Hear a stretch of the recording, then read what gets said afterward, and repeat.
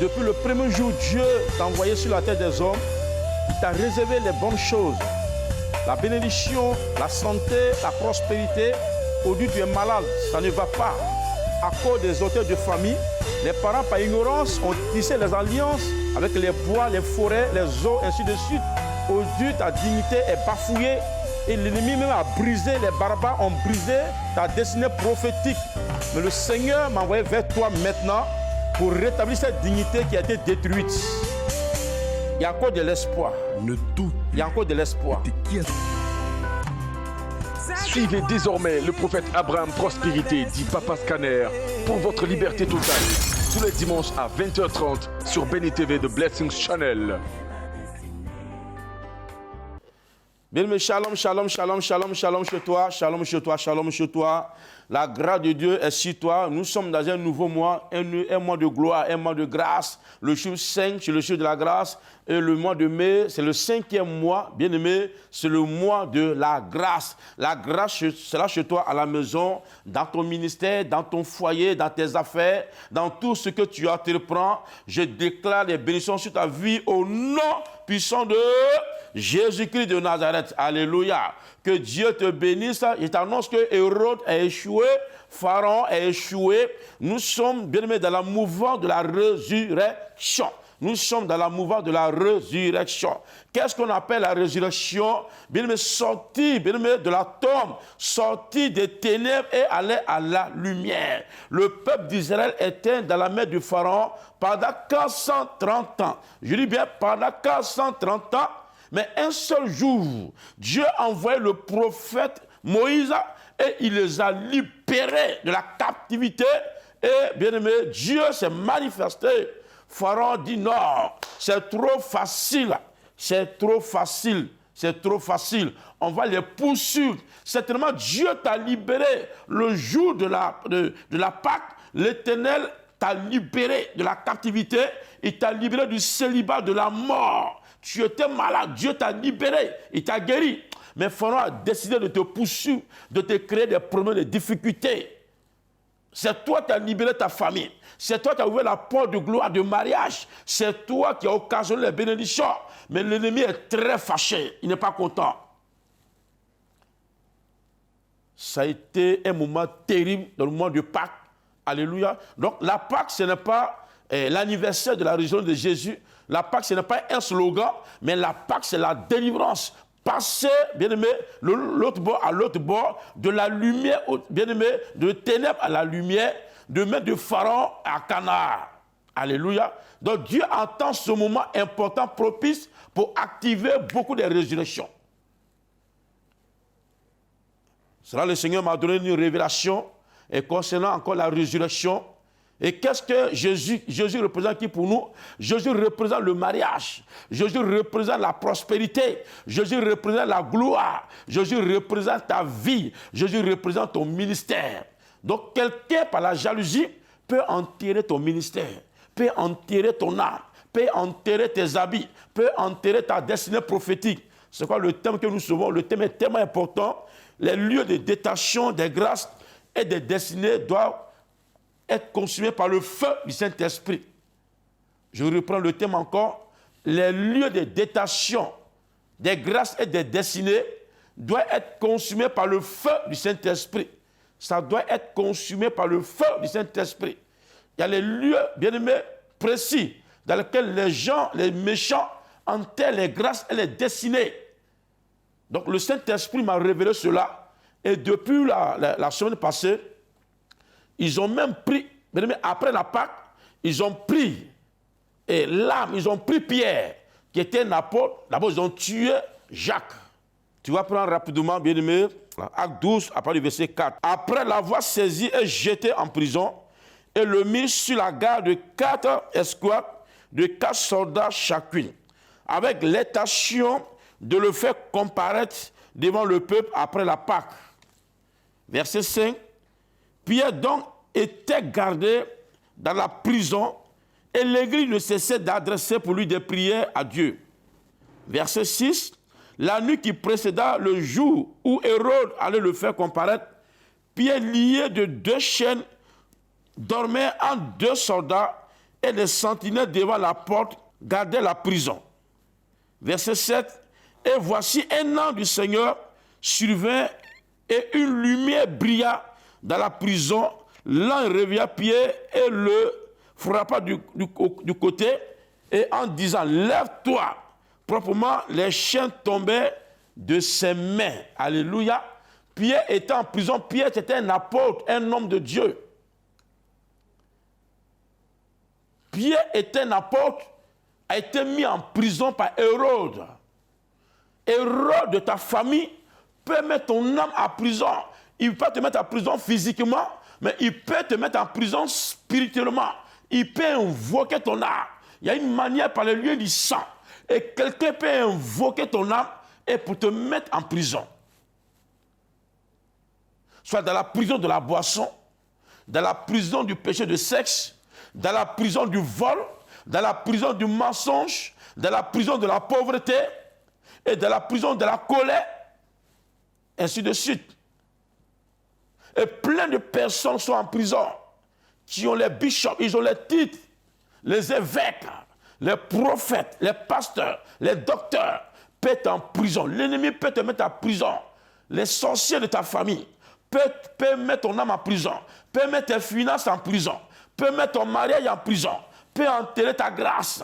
Ici, Pierre était en prison et la lumière, le feu descendu de la prison et Pierre a été libéré. Les chaînes ont été brisées au nom de Jésus. Que toutes les chaînes de la mort soient brisées dans ta vie au nom de Jésus. Que les chaînes de l'échec soient brisées. Sors de la prison. Là où ils ont enterré ta destinée, le lieu doit prendre feu. C'est le thème qui est là. Les lieux de détachement des grâces et des destinées doivent prendre feu. Alléluia. Doit être consumé par le feu du Saint-Esprit. Donc la lumière qui représente le feu est descendu en prison et a libéré Pierre. Les chaînes ont été brisées. Il était gardé par les soldats. Donc tous ceux qui gardent ton âme, tous ceux qui gardent quelque chose de toi, alléluia, c'est tellement simple. Et quelqu'un peut, pour faire du mal, j'apprends les régions dans lesquelles les gens maudissent les gens. Alors quelqu'un peut prendre ta photo, ton nom, et aller au bord de l'eau et te maudit. Et la personne vend ton âme. La personne précise, je suis venu vendre son mariage. Au moins la personne déclare et la personne fait un sacrifice. C'est quoi? Il est important. En tant que chrétien, laisse ce slogan pour dire non, Jésus a déjà tout payé. Donc je ne donne plus rien dans la vie. Je ne paie plus ma dîme, je ne paie plus une offrande, je ne fais plus rien. Et celui qui te maudit, fait un sacrifice au bord de l'eau, peut aller donner un mouton, peut donner un bœuf, un poulet, un œuf. C'est ton âme qui est livrée de cette manière. Mais toi, ensuite, également, tu dois aussi faire un sacrifice dans la maison de Dieu. Tu as les moyens, tu peux bâtir un temple à l'Éternel. Tu peux donner une somme pour l'évangélisation, pour annuler l'action qui a été posée au bord de l'eau contre toi. Et celui qui va enterrer ta grâce, quelqu'un peut creuser un trou. Ce qu'on appelle la force qui est creusée. Et la personne peut enterrer ton mariage. Il écrit, il prend ton nom et il écrit ton nom, mariage. Et il enterre, il barre, il bétonne. Automatiquement, il y a un garde, il y a un gardien, qu'on appelle les gardiens du temple qui viennent entourer, qui sont là. Tant qu'ils sont là, ton mari ne sera pas déterré. On vient à l'église, on prophétise. Ainsi parle l'Éternel. Il y a une femme qui va se marier. Effectivement, c'est une bonne révélation. Mais ton mariage a été enterré par quelqu'un. Et la prophétie tarde. Et ne s'accomplit jamais. Alors tu dis, c'est une fausse prophétie et tu es découragé et tu rétrogrades. Tu abandonnes ta Bible. Alléluia. Et il y a les ministères même qui sont enterrés, qui sont vendus. Et dans ces ministères, c'est la mort. C'est la catastrophe. Les gens viennent. Quelque temps après, ils disparaissent, ils s'en vont. Rien n'évolue. Pas de prospérité. C'est que ces gens de ministères sont vendus. Il y a les entreprises vendues, il y a les finances vendues. Il faut que tes finances sont vendues. Dès que tu as de l'argent, tu en as 1000 francs. Dès que tu dépenses 10 000 sur ton argent, tout s'évapore automatiquement. Ça veut dire que tes finances sont vendues, sont enterrées quelque part. Donc nous sommes là pour briser les lieux de détachement des grâces et des destinées. Alléluia. Là où ils ont gardé Jésus d'Arimathée, bien aimé, a pris son corps et l'ont mis dans un sépulcre quelque part. C'est vrai, ils ont gardé, il y a les bénédictions qu'on peut enterrer dans les sépulcres. Comment les grâces sont enterrées dans les sépulcres? Il y a les gens qui organisent les funérailles grandioses. Au cours des funérailles, les pains que tu donnes, l'argent que tu prends pour financer les funérailles de ton père, de ta mère, de ta grand-mère, un parent. Et il y a d'autres qui donnent les pains et qui précisent. Le pain que je donne là, prenez ce pain pour enterrer ma mère, pour enterrer mon oncle, pour enterrer ma grand-mère. Et le pain que tu donnes, le pain c'est la couverture.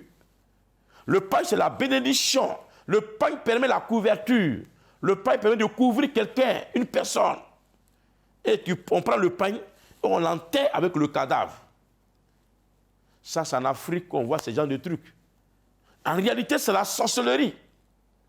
D'autres même donnent des sommes d'argent, ils précisent, voici ces 50 000 là, ou ces 100 000, prenez ces sommes, enterrez mon père avec. Je l'aimais trop. Enterrez ces sommes avec mon père. Et on enterre tes finances au sépulcre. Il y a d'autres même qui préparent de la nourriture et qui vont donner de la nourriture au cimetière. Il y a d'autres qui apportent du riz, le pain, la sardine, tout ce qui est précieux, et tu apportes cela au sépulcre, au cimetière. Bien-aimé, tu veux de livrer ta nourriture et la nourriture de tes enfants jusqu'à 4 générations au cimetière. C'est quoi? Beaucoup de l'argent, mais ils n'arrivent pas à manger.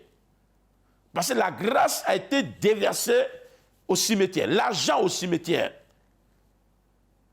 Donc ils ont envoyé le corps de Christ, bien-aimé, au sépulcre. Dans une tombe. Alléluia. Voilà ce qu'ils ont dit. Matthieu 27, verset 50. Ordonne donc que le sépulcre soit gardé jusqu'au 3e jour, afin que les disciples ne viennent pas dérober le corps. Et dit au peuple, il est ressuscité des morts. Cette dernière imposture sera plus pire que la première. Verset 65, Pilate leur dit, vous avez une garde, allez garder-le comme vous l'attendrez. Il s'en alla et s'assurait du sépulcre au moins de la garde, après avoir scellé la pierre. Alléluia. Certainement, il y a quelqu'un qui a scellé ton mariage au sépulcre. Il y a quelqu'un qui a scellé ta grâce, ta destinée au sépulcre. C'est scellé. Une fois que c'est scellé, c'est fini. On ne peut plus ouvrir. Mais le feu du Saint-Esprit va briser cette malédiction. Ils ont scellé, bien-aimé, le corps de Christ, c'était bien fermé. Ils ont envoyé les gardes. Et les gardes ont bien gardé. Ils ont bien gardé pour l'empêcher de sortir. Ceux qui t'ont attaqué sont organisés de leur manière. Ils ont tout scellé. Ta destinée, tes finances, ton ministère, ton âme, ton habit, qu'ils ont envoyé au sépulcre, ta photo, qu'ils ont envoyé quelque part chez un marabout. Tout est organisé, tout est scellé. Tu pries, tu jeûnes, tu pries. Mais zéro. Je t'annonce que ça allait un moment de 21 jours, comme Daniel l'a fait. On ne se lève pas un matin pour dire, j'ai jeûné un jour, c'est fini. Non, on dit tout est scellé, tout est scellé. Ils ont scellé, bien aimé, le corps. Tout est scellé. La tombe est gardée soigneusement par les gardes. C'est ceux-là qu'on appelle les gardiens du temple. C'est ceux-là qu'on appelle les gardiens des alliances. Ils sont dans les villages, au bord de l'eau, dans les forêts sacrées. Ce n'est pas un mois de 21 jours de prière. C'est quoi? Nous avons une clinique spirituelle, nous sommes organisés.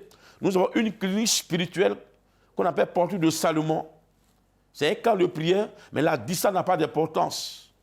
Tu fais une offrande de soutien aux jeunes pour l'équipe qui va prier. Tu ne sais pas le seul. L'hôtel se renverse avec beaucoup de personnes. J'ai dû appeler 10 personnes pour renverser l'hôtel de famille. Et tu fais une offrande de soutien aux jeunes. La prière n'est pas payante. Il y a une équipe qui prie pour toi, pour renverser l'autel de mort, l'autel de célibat. Pendant 21 jours, on te donne les prières que tu fais. Et chaque 3 jours, tu m'appelles. Pour ceux qui sont à l'intérieur, l'extérieur, mais ceux qui sont habillants, vous venez sur place, prendre la fiche de prière. Et pendant les 21 jours, le dernier jour, tu passes à la consécration, l'homme de Dieu, le prophète Jésus, je te consacre, je brise, j'annule tout décret, tout engagement qui parlait contre ta destinée. Et pendant ce moment, Dieu va te révéler beaucoup de choses cachées. Et le dernier jour, tu peux faire une action de grâce pour poser un autel de gloire, comme Esther a posé l'autel de vie. Alléluia. Tout est organisé. Si réellement tu es victime, si réellement tu sens que ta grâce, ton mariage, ton voyage, tes bénédictions sont enterrés, tu peux nous appeler, nous allons te donner un programme de prière. Et on va t'expliquer, le secrétariat va tout t'expliquer et tout est clair. Tu vas commencer ton moment de 21 jours, tu peux durer jusqu'à midi, jusqu'à 15h, jusqu'à 18h, selon, bien aimé, ta disponibilité et selon ta force. Alléluia. Voilà. Que Dieu te bénisse abondamment. Donc c'est ça, cela a été scellé par les méchants. Mais Dieu s'est manifesté, alléluia, le 3e jour. Voilà, ce qui va se passer, voilà, Matthieu 28, verset 2. Alléluia. Et voici, il y a un grand tremblement de terre, car un ange du Seigneur, descendu du ciel, vint rouler la pierre et s'assit là-dessus. Son aspect était comme l'éclair, et son vêtement blanc comme la neige. Les gars tremblaient de peur et deviennent comme morts. Alléluia. Donc Dieu, le feu est descendu, a brisé les gardes. Que tous les gardiens de ta vie soient brisés au nom de Jésus. Ce qu'on appelle l'homme fort. Jésus a dit comment on peut lier, comment on peut être béni sans lier l'homme fort auparavant. Il y a un homme fort qui te fatigue depuis ton enfance. C'est un gardien du temple. Mais ici, bien aimé, quand l'ange est descendu, il a frappé les gardes. Ils sont tombés. Ils étaient étonnés, morts, raides, couchés. Jésus est Seigneur. Il y a quelqu'un qui t'a rendu malade. Il y a quelqu'un qui empêche ta guérison. À chaque fois, on prie pour toi. Et tu sens la guérison venir vers toi. Mais que temps après, tout disparaît. Mais au moment où je suis en train de prier, il y a quelqu'un qui empêche ta guérison. Mais Dieu le brise, il va tomber. En voulant chercher les bénédictions, certainement, tu es allé au bord de l'eau, tu es allé chez le marabout, et toi-même, tu es allé quelque part, et tu as laissé ta grâce. Et le monsieur a pris ta grâce, ta photo qu'il a mis dans un canari, qu'il a mis dans une marmite. Rappelle-toi, Dieu t'a montré où se trouve ta destinée. Dans ce temps-ci, l'ennemi a déclaré beaucoup de maladies incurables. Les diabètes, les cancers, les enfants. Réellement, des gens m'appelaient pour dire il y a un enfant, une petite fille de 8 ans qui est insuffisant rénal, qui a cirrhose de foie. L'ennemi va commencer à jeter les maladies incurables. Après la Pâque, nous sommes sortis de main de Pharaon. Le Pharaon s'est rappelé que nous sommes partis. Il va commencer à nous poursuivre. Il va commencer à nous attaquer. Il va envoyer les tireurs d'élite. Les 600 chars, c'est les grands tireurs d'élite. C'est les gens qui ne ratent pas leur cible. Il va commencer à empoisonner. D'autres sont déjà malades. Si réellement tu es malade, cherche à me contacter rapidement. Parce que le temps de l'Éternel est arrivé. Alléluia. Je vais donner l'exemple de quelqu'un, une dame. Une dame qui faisait un grand restaurant. Et sa tante, par la jalousie, a vendu son pied chez un marabout. Alléluia. Et son marabout est manipulé, pardon, son pied est manipulé chez un marabout. Et le marabout, bien aimé, lui a donné une plaie sur la plante de son pied. La plaie a fait près de 3 ans. Elle n'arrive pas à guérir. Où elle rampe chez les marabouts, chez les féticheurs. Mais elle est venue me voir. Elle est venue, Dieu lui a mis à cœur de faire une offrande d'action de grâce. Une offrande de rachat. Bien aimé, pour aller contre l'action qui a été posée. Je lui ai dit, voilà l'action que tu vas poser. Elle n'a même pas hésité, elle n'a pas fui. Mais elle a posé une action prophétique.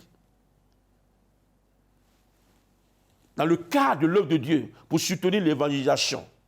On était en construction. Alléluia. Elle a posé l'action.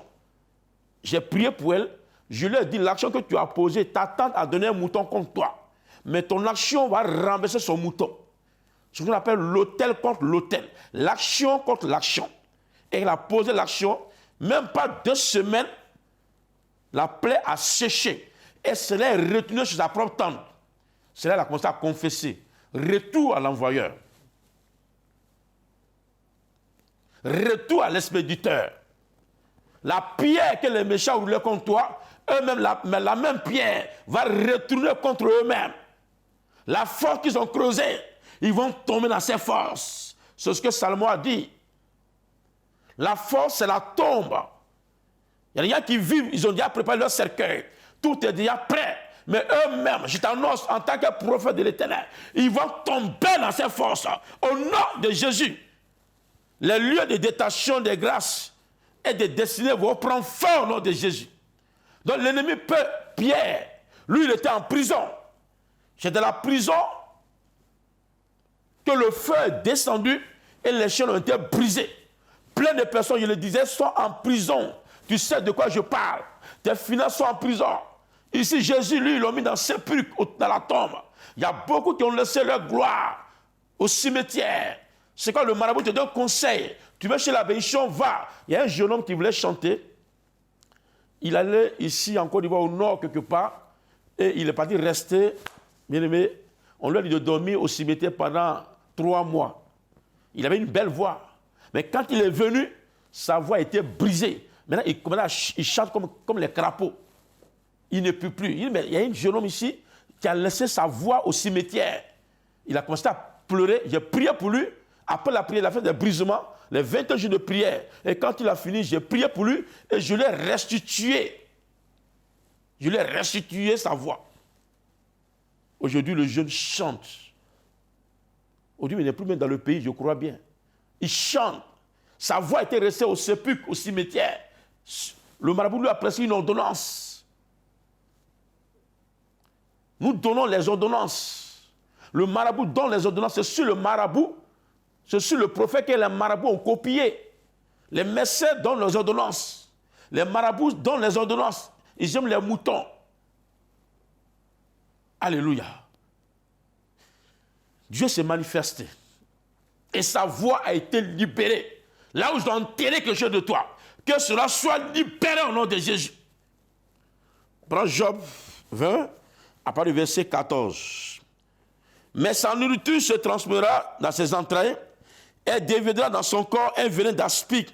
Il a englouti les richesses, il les vomira. Dieu les chassera de son ventre. Alléluia.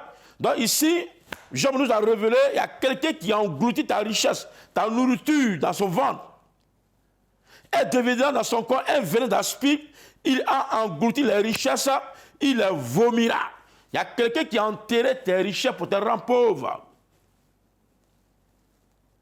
Job nous a révélé ici, regarde un peu, nous sommes allés dans un village.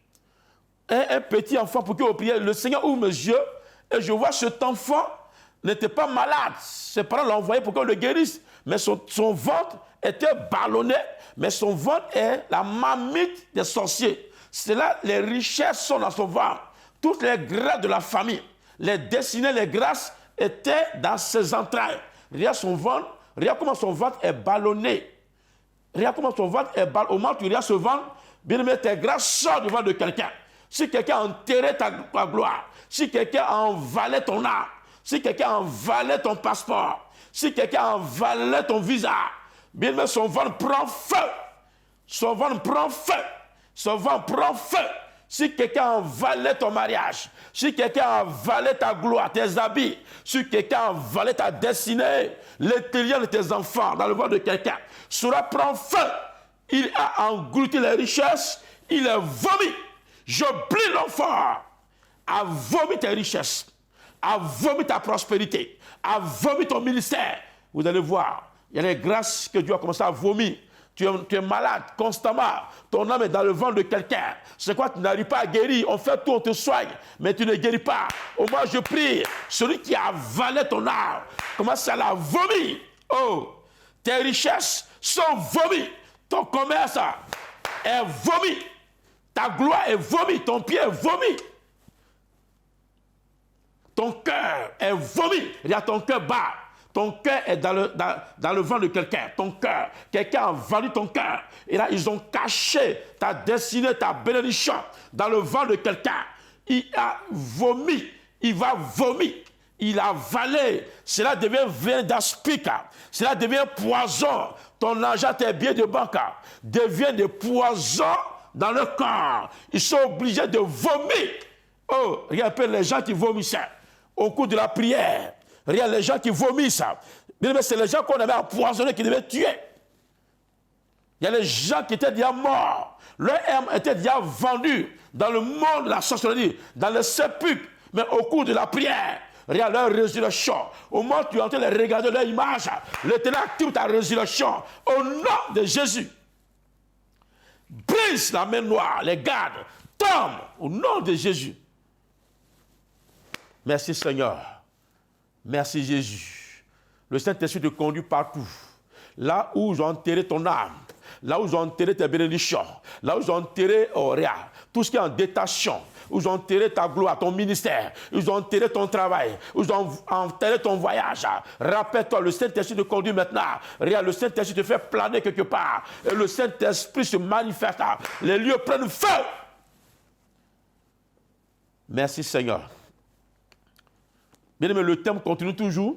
Lundi, c'est le temps d'orientation pour voir ce qui se passe. Et le vendredi, c'est un grand moment de prière pour aller arracher nos grâces dans le lieu de détachement. Vendredi, à partir de 17h, viens, ça va chauffer. Et le dimanche, viens, nous allons faire les actions prophétiques de 9h à 14h. Que Dieu te bénisse. Shalom chez toi.